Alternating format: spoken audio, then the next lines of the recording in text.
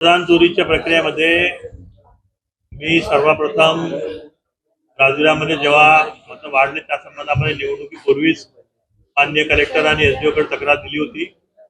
माझ्या तक्रारीनुसार त्यांनी 6853 मतं कमी पण केले। ते मतं कमी कोणते झाले आणि त्यानंतर सुद्धा 11000 12000 मतं होते। त्या निवडणुकीच्या धाकधुकीमध्ये आमचं काही लक्ष गेलं नाही।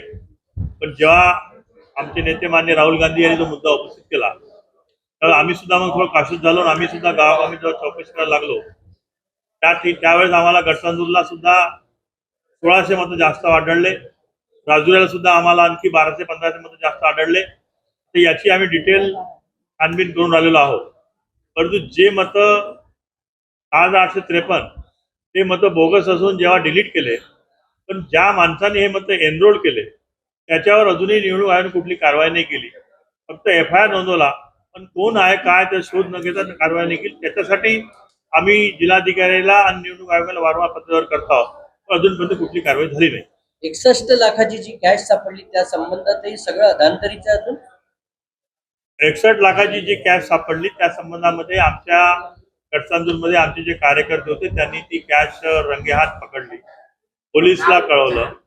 पोलीस कुठली कारवाई करायला तयार नसल्यामुळे आम्ही मेलवर निवडणूक आयोगाचे जे प्रतिनिधी होते त्यांना पण कळवलं। निवडणूक आयोगाचे प्रतिनिधी आले, त्यांनी पैसे गोळा केले, जमा केले, त्याच्यामध्ये एफआयआर नोंदवला।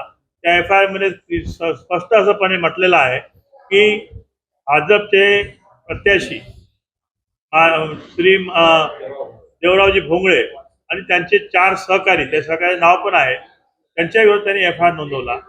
आणि आता नंतर मग निवडणूक सुरू असल्यामुळे आम्ही निवडणुकीची गडबडीत होतो। पण आता जेव्हा आम्ही चौकशी केली त्या एफआयआरच्या बद्दल त्यांनी कुठलीच ऍक्शन घेतली नाही। तो एफआयआर त्यांनी एनसी केलेला आहे। आता मी पुन्हा एसपी ला भेटलो तो मैं बोला एसपी कैसा एनसी कैसा किए तो उसमें कुछ भी नहीं मिल रहा। बोले तो बोला फिर पैसे किसके आए वो? तो पैसे इनकम टैक्स को हमने लिखा है। बोले इनकम टैक्स जो इनकम टैक्स जैसा बोलेंगे वैसा करेंगे। आम्ही त्याच्यामध्ये पुन्हा कोर्टामध्ये जाऊन आम्ही कारवाई करण्याचा विचार करत आहोत।